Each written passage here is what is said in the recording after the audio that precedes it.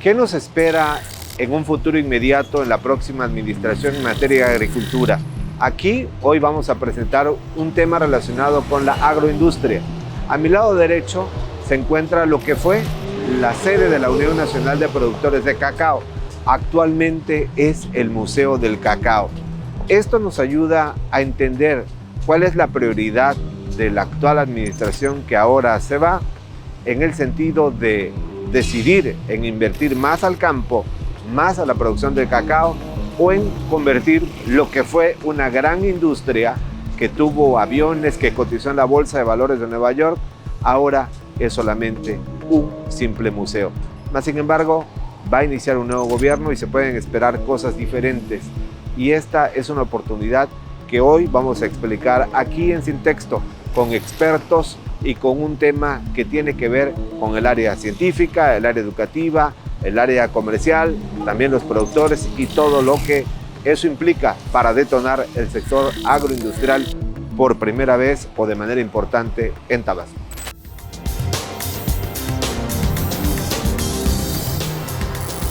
Este es un análisis para Sin Texto. Estamos con Natividad de la Paz Reyes. Ella es una experta en temas agrícolas, industriales, en procesos de producción, en ciclos completos, de experiencias importantes. Es ingeniera agrónoma y bueno, pues dentro de su larga pues ya trayectoria en el ámbito empresarial, pero desde un origen finalmente que pasó por la teoría y luego se la llevó a la práctica, ha visitado pues países de América Central, América del Sur, América del Norte, lugares tan lejanos como Israel, países europeos.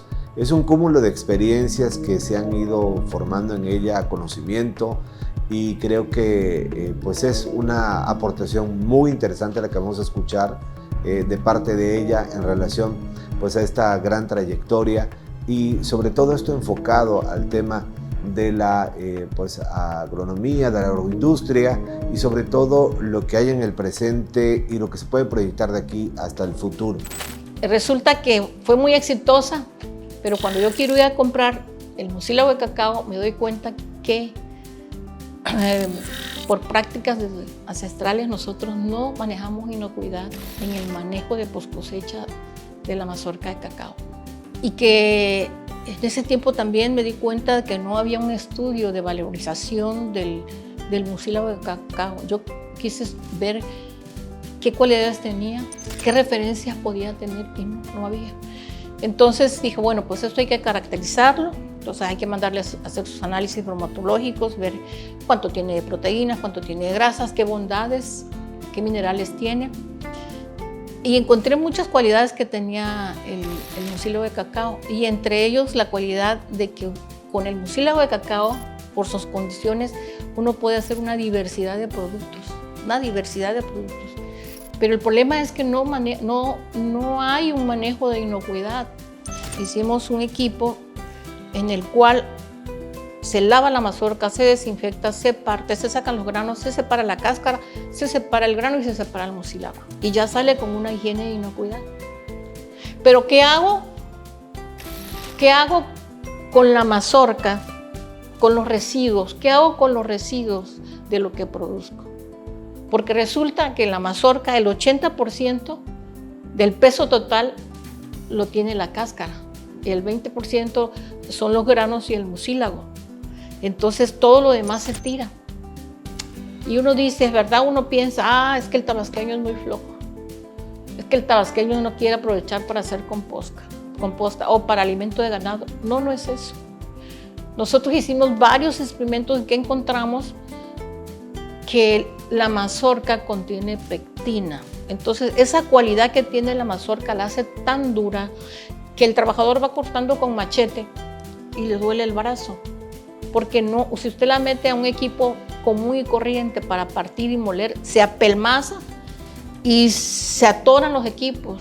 O sea, no había nada inventado para eso. Entonces, esa fue nuestra primera respuesta. Y luego, ¿por qué la dejan que se pudra en el campo la mazorca? Bueno, la dejan que se pudra en el campo porque no tienen un equipo que le agilice o un proceso que le agilice el tiempo de hacer la composta. No hay equipos diseñados para eso. Entonces, esa fue otra de nuestras, porque encontramos que la cáscara contiene nutrientes, que contiene proteínas. Y entonces digo, bueno, vamos a hacer alimento para ganado, pero ¿cómo? Si es que no hay un equipo que me permita moler, deshidratar para hacer la harina. Bueno, pues nos dimos a la tarea porque buscamos. Yo me acuerdo que me fui a Costa Rica, ya para entonces yo tenía un apoyo, concursé a nivel nacional con un proyecto en los programas CONACYT Pay, y eso nos permitió viajar, y fuimos hasta Estados Unidos y fuimos a Francia a buscar un equipo. No lo hay, unos extrusores hay para otras plantas, pero para cacao no hay. Entonces lo que hicimos fue un prototipo chico. La idea de nosotros era sacarle el agua a la cáscara, ni siquiera estábamos pensando en otra cosa. Sí sacamos, pero no sacamos agua, sacamos un gel. Entonces me acuerdo que mandamos los laboratorios para hacer la caracterización y la valorización de lo que encontramos ahí, porque a CONACYT tú le tienes que dar resultados. Entonces la idea fue, bueno, pues ya le logramos sacar ese líquido, y resulta que era un líquido viscoso. Lo mandamos a analizar. Me acuerdo que como al mes y medio me habla el director de los laboratorios del Politécnico Nacional y me dice, oye, ingeniero, ¿cómo sacó esa muestra? ¿Muestra de qué? Pues eso es una pectina que se obtuvo, y se la obtuvo por medios ácidos. No, le digo, eso no, yo no le apliqué ningún reactivo. Diseñé un equipo especial, le digo, para extraerlo. Me dice, mire, pues eso que usted obtuvo es similar, y yo hice los comparativos con el cromatógrafo, los análisis de cromatografía, y es similar a una pectina comercial en un 98%, con una característica mejor, su alto contenido de fibra y que no tiene grasa menos.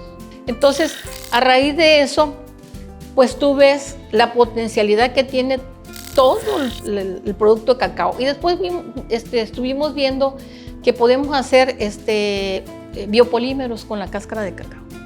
Y se puede utilizar para hacer vasos, para hacer platos.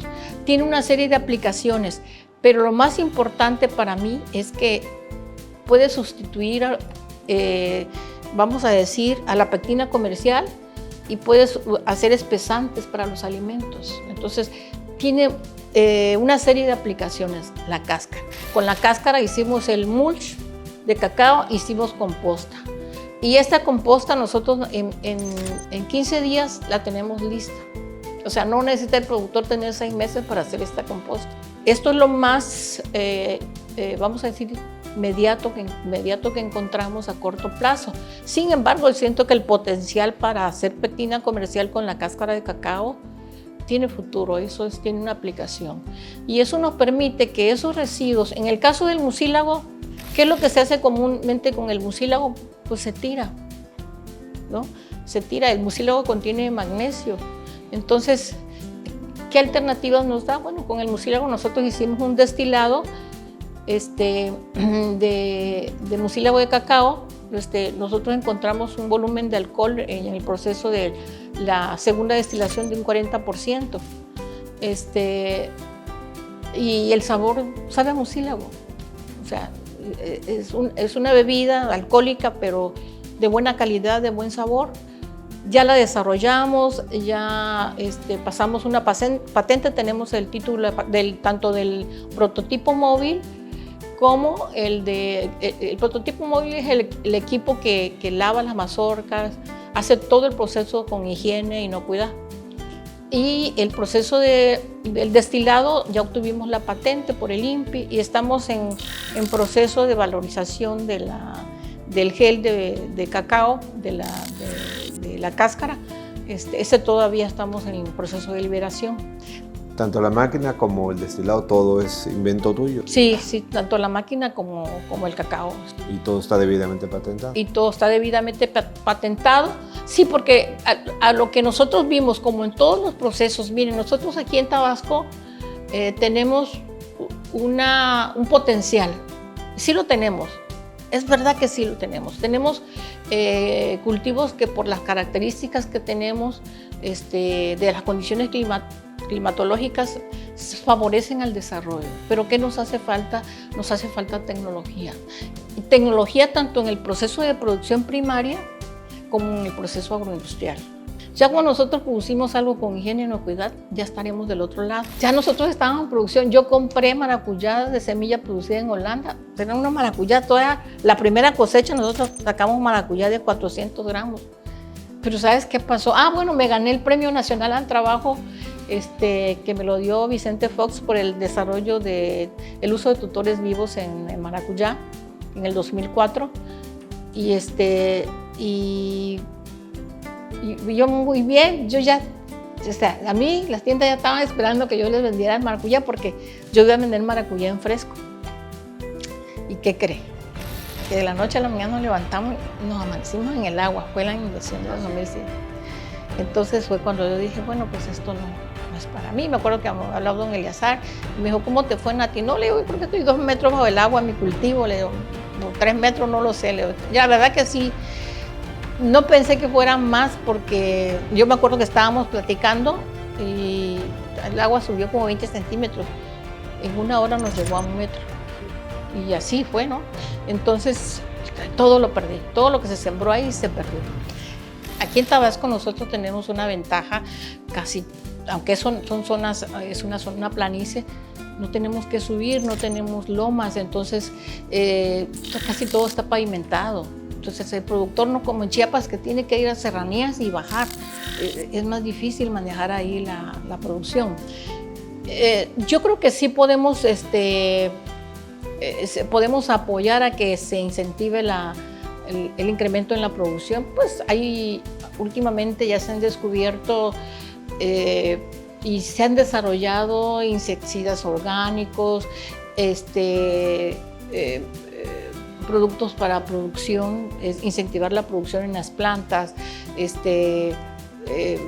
ya se utilizan más organismos microbiológicos para incentivar esta producción y que en el desarrollo fisiológico de la planta se incremente su producción. Todo eso ya está más al alcance, ya se puede aplicar. Lo que yo creo que es un trabajo conjunto entre productores y empresarios y gobierno. Sí se tiene que incentivar. Yo he estado en Israel y sí, hay esa iniciativa privada, pero el gobierno incentiva mucho, apoya mucho. ¿Por qué? Porque fomenta la investigación. Se hace desarrollo tecnológico y entonces se nutre con una gama de laboratorios, de recurso humano especializado, se incentiva también al estudiantado a que se valore. En Israel un agrónomo se le respeta. En cambio acá nosotros un agrónomo, yo estudié una maestría, ¿verdad?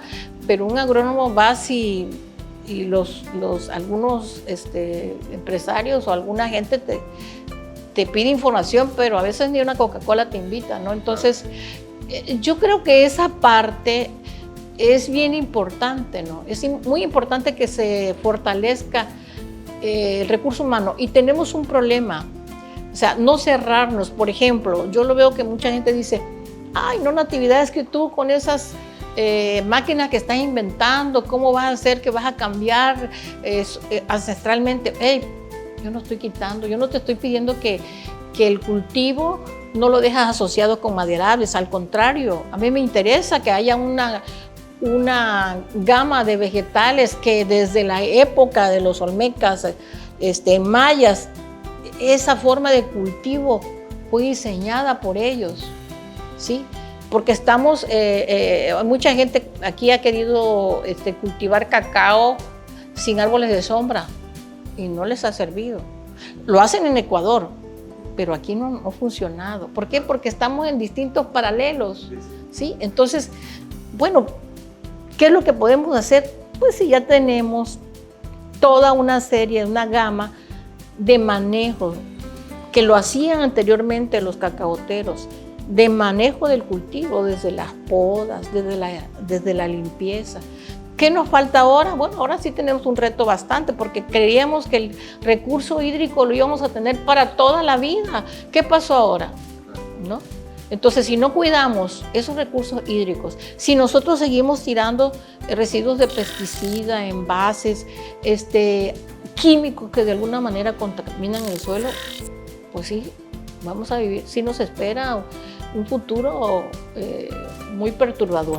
Pues agradecemos mucho a Natividad de la Paz Reyes por esta amplia entrevista. Creo que ha quedado muy claro el panorama de lo que ella ve, de su experiencia profesional, de lo que ha hecho en materia de investigación, pasando a la teoría, incluso por procesos empíricos, los descubrimientos, los hallazgos. Creo que es de verdad un contenido muy interesante y además pues desde aquí pues damos una aportación, ella precisamente para lo que se puede esperar un futuro, lo que viene para el año 2050 en relación a la demanda de alimentos que será inmensa, pero al mismo tiempo tenemos contaminación de la tierra, del agua, y eso va a ser un gran reto. Las nuevas generaciones tienen un enorme problema por delante, un gran desafío, y la autoridad que tiene que apoyarse de instituciones educativas, de organismos internacionales y de la experiencia de expertos como Natividad pueden de verdad detonar un mejor futuro y abordarlo de una manera más importante, porque sí hay de alguna manera muchas amenazas en este momento para la producción del sector agropecuario. Hoy platicamos con Miguel Gumersindo Fernández Marcos. Él es máster en ciencias y doctor en filosofía, un hombre que conoce de manera profunda este tema y nos va a dar luces acerca de lo que se puede hacer partiendo pues del pasado, un poco lo que hubo en este sentido, el presente y lo más importante, qué podemos esperar de aquí al futuro para Tabasco en los próximos 6 años o en la próxima década, si hay las condiciones. Eso nos lo dirá don Miguel.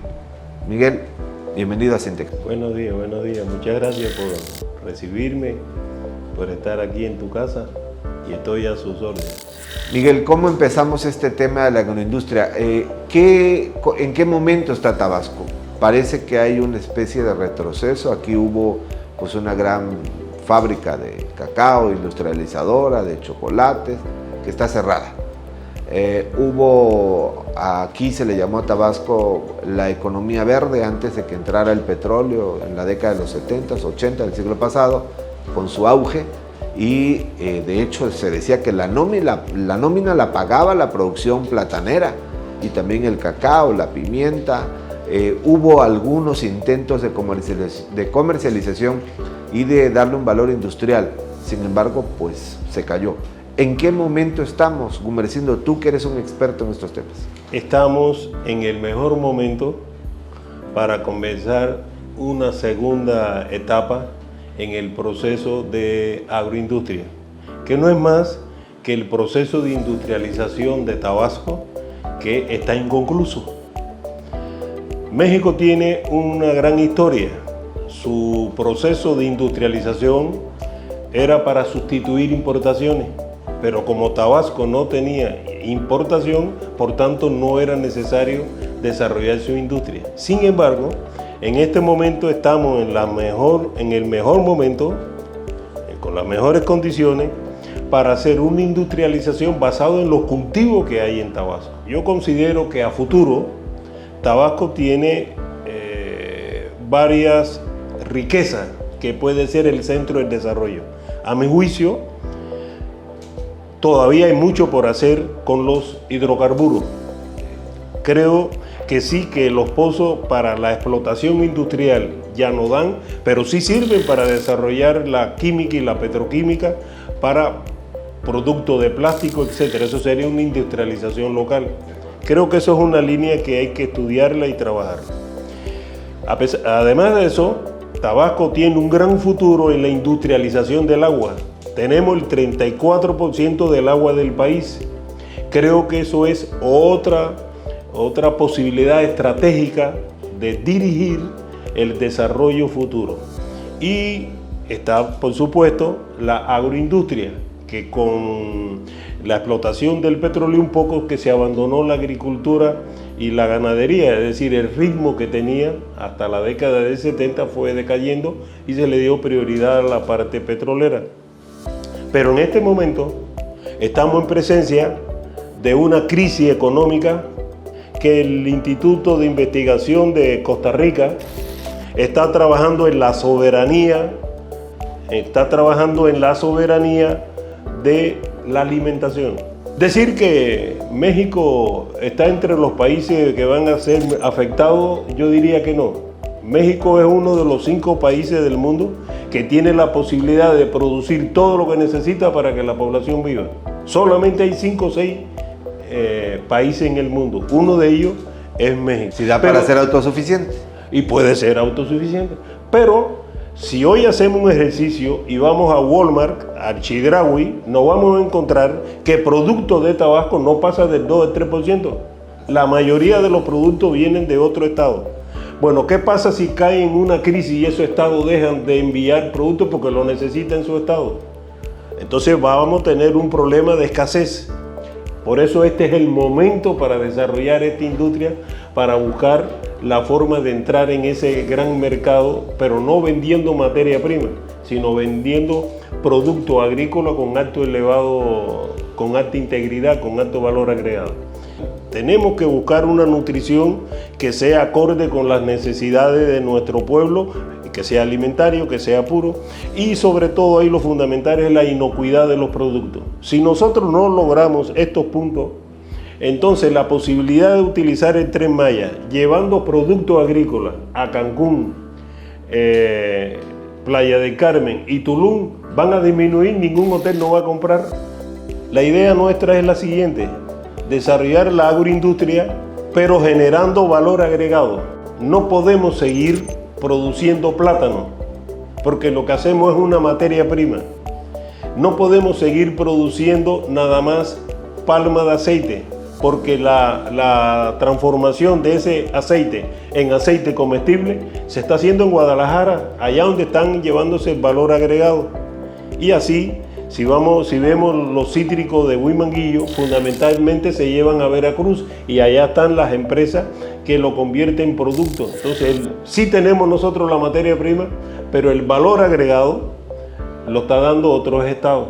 ¿Cuál es el problema serio? Aparte del económico, está envejeciendo la población que vive en el campo y los jóvenes se están emigrando a otro estado a trabajar en Cancún, etc.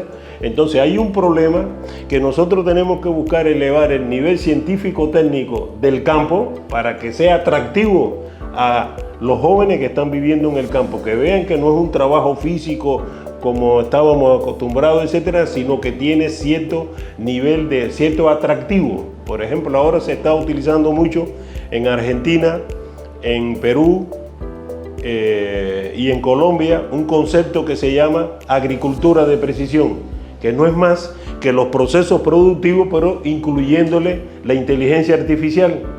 Ya yo tengo equipos que están midiendo la temperatura, midiendo el nivel del sol, etc. Y eso es atractivo para la juventud del campo. Pudiera cambiar esa actitud de los jóvenes, porque en realidad aman a su estado, pero están buscando otro nivel de vida, otra forma de vida, algo más progresivo. ¿Qué cosa es agroindustria? Porque en fin de cuentas, ¿qué es agroindustria?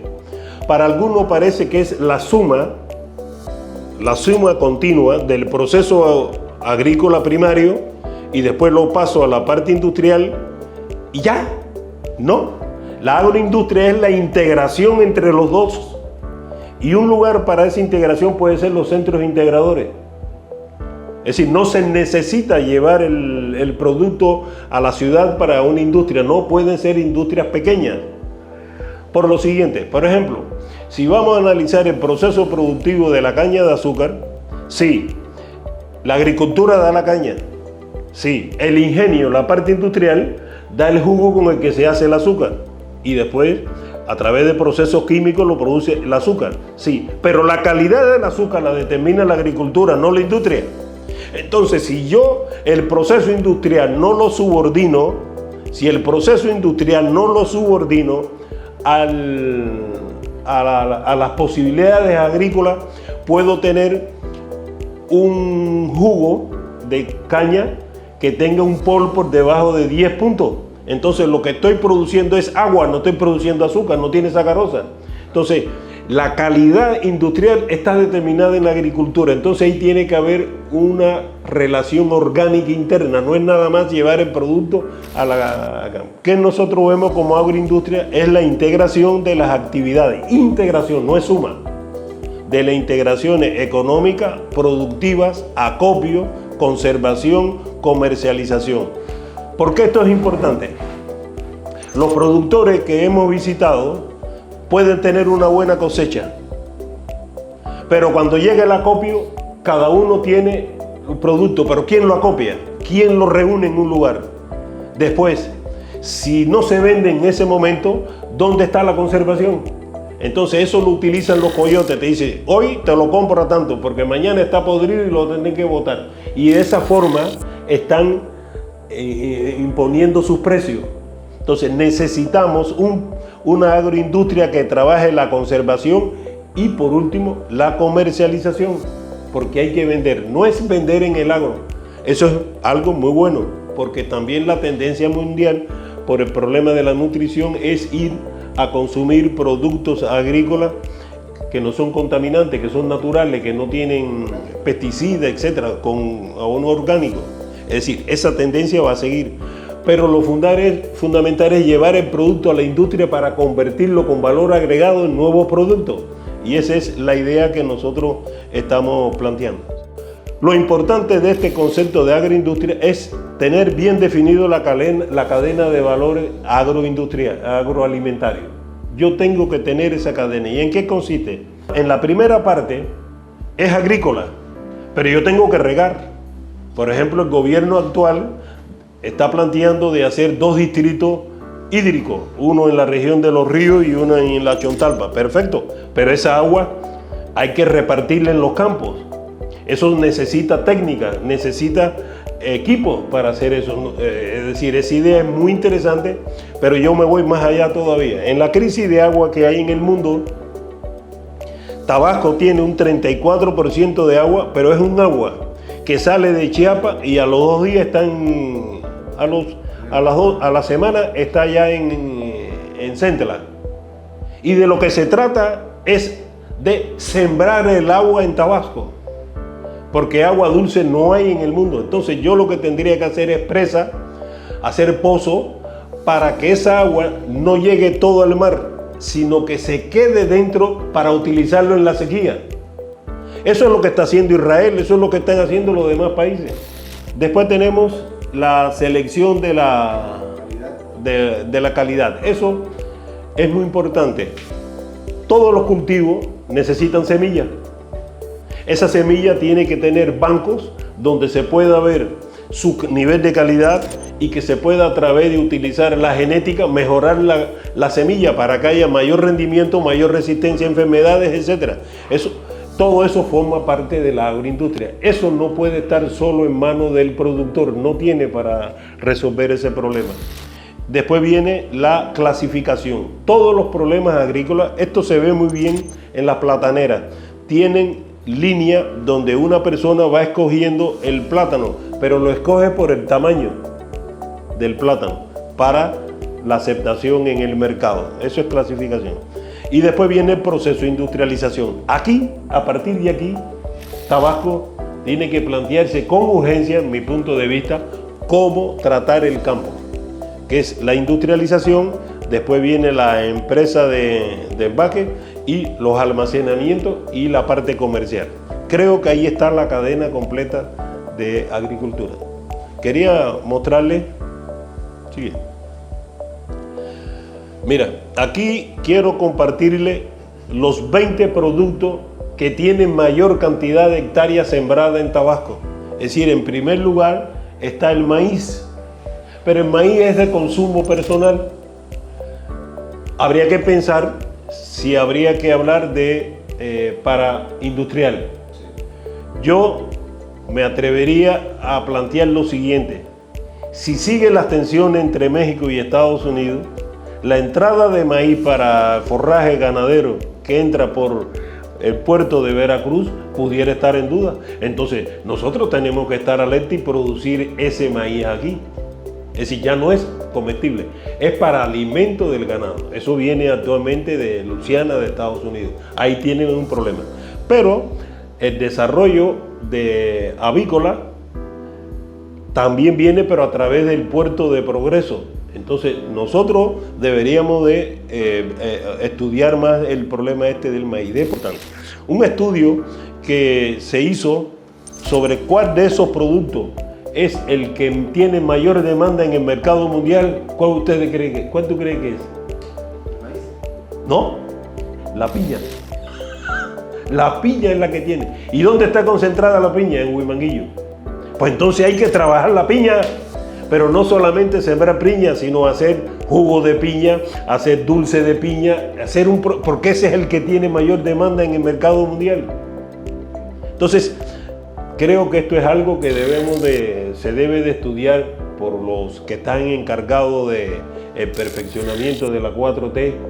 Aquí tenemos la caña de azúcar, ya hablé de ella, nada más le estoy diciendo cómo es todo el proceso. Sigue. Pero me quiero quedar aquí. En ese proceso viene el concepto de agroindustria.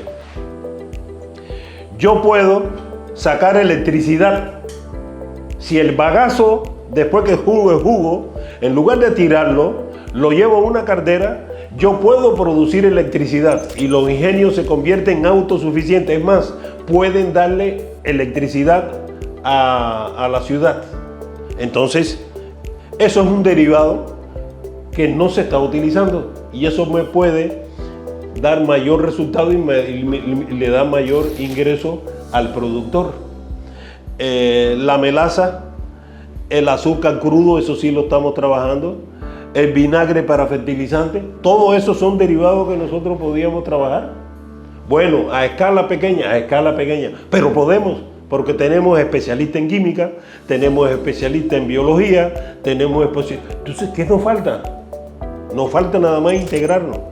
En este momento toda la caña se trabaja con tracción de tractores o de camiones. Pero ahora tenemos línea de ferrocarril. Pudieran moverse por las líneas de ferrocarril y eso abarata los costos de producción. Entonces, esas son cosas que solamente en una concepción agroindustrial se puede ver, que es esta variante que hay ahí. Seguimos. Aquí tenemos el banano. Esto es interesantísimo. Tenemos una gran producción de banano aquí en Teapa, en Jalapa y en Tacotalpa, y un poco en Cunduacán. Tenemos producciones. Ahí están, estos están en la selección, todo eso está bien, pero estamos vendiendo materia prima. ¿Sí? Aquí lo importante es que después que quito el racimo de plátano, este tallo que está aquí, desde aquí hasta aquí, yo lo puedo trabajar y producir fibra y no lo estoy haciendo. De ahí sale medicamento para combatir el cáncer. Puede salir de ahí porque ahí hay 1% de cobalto bastante deseable y no es necesario hacer radiaciones a una persona que está enferma. Podemos hacer este tipo de muebles. Hoy se están haciendo en Tacotalpa, pero con otro tipo de fibra. Y eso podía salir del plátano. Seguimos. Pero aquí viene, sigue. Bueno, ahí lo que lo que estamos planteando es las distintas cosas que se puede hacer. Sigue. Y aquí viene lo fundamental.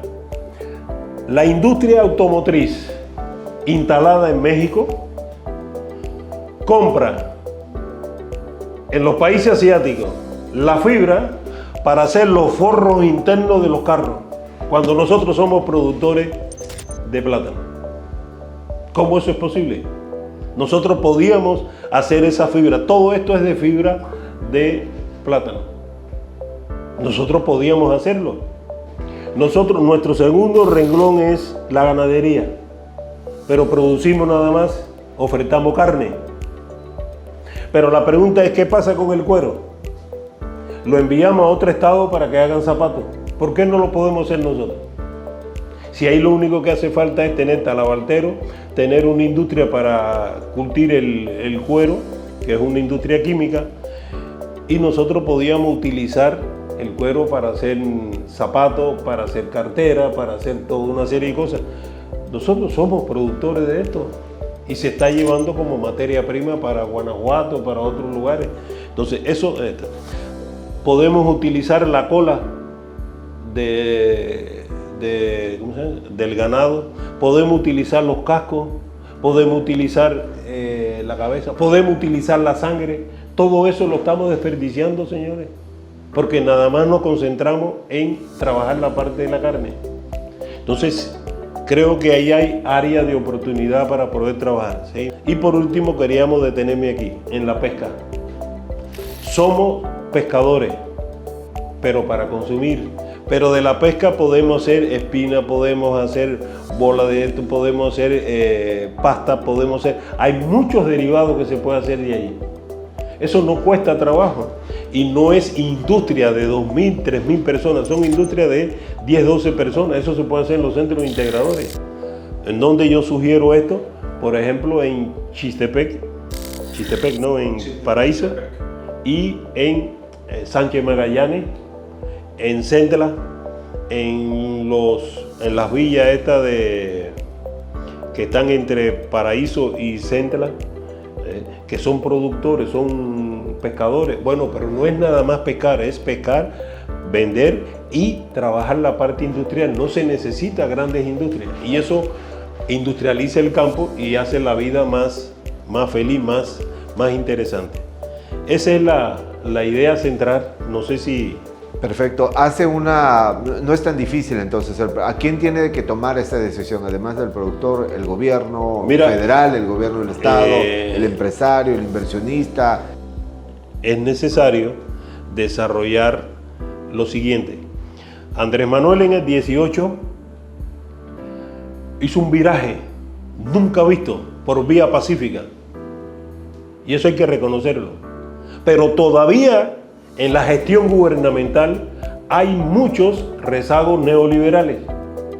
Entonces tenemos que buscar una nueva alternativa de dirección y eso es poco a poco. No, eso no puede ser brusco. Es a través de conocimiento, a través de selección, a través de preparación, pero se necesita una nueva alternativa de desarrollo.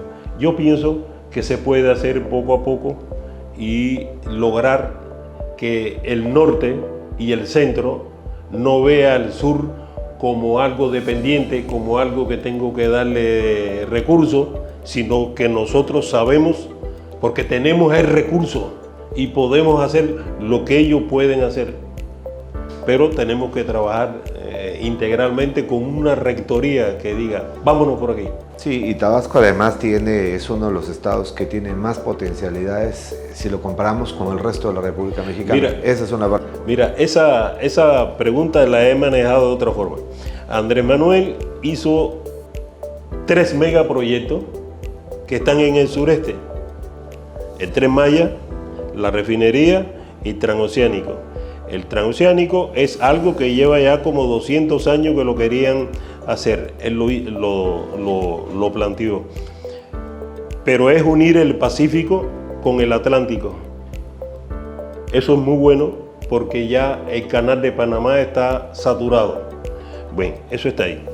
Pero la capital que está más cerca de ese transoceánico, aun cuando está en Veracruz y Oaxaca, es Villahermosa. Villahermosa debería ser el centro científico, técnico, estratégico en el desarrollo de eso, con los hermanos de Oaxaca y los de Veracruz, pero somos los que estamos más cerca. Podíamos trabajar los 10 parques industriales que se están haciendo allí y como ahora se está hablando de un sistema de ferrocarriles que pueda hacer toda esa unidad, pues podemos llevar los productos para allá también, no solamente para Cancún, sino llevarlo también para el mercado de Estados Unidos. Pero hay que trabajarlo con mucho ahínco, con mucha fuerza, con mucho interés. Entonces, yo creo que sí se puede, pero se requiere mucho esfuerzo y no es un problema de un sexenio. Hay que trabajarlo a largo plazo. Pues muchas gracias a Miguel Gumersindo Fernández Marcos. Creo que una entrevista muy completa, con conceptos muy amplios, técnicos, profesionales, científicos, y creo que es una amalgama de muchas cosas Y aquí, pues por supuesto que la idea es transmitir a todos ustedes pues un conocimiento pleno, sustentado en gente que está en el campo, gente que trabaja en el terreno de la ciencia, y que esto pueda dar luces para un mejor mañana para el Estado de Tabasco, que es al final de cuentas lo que aquí estamos buscando en Sintexto, dar mejores herramientas e información para que se tomen mejores decisiones y podamos tener pues un futuro mejor, bien planeado, y no la ocurrencia de siempre. Esto está sustentado y esa es la parte que creo debemos aprovechar. Hasta la próxima.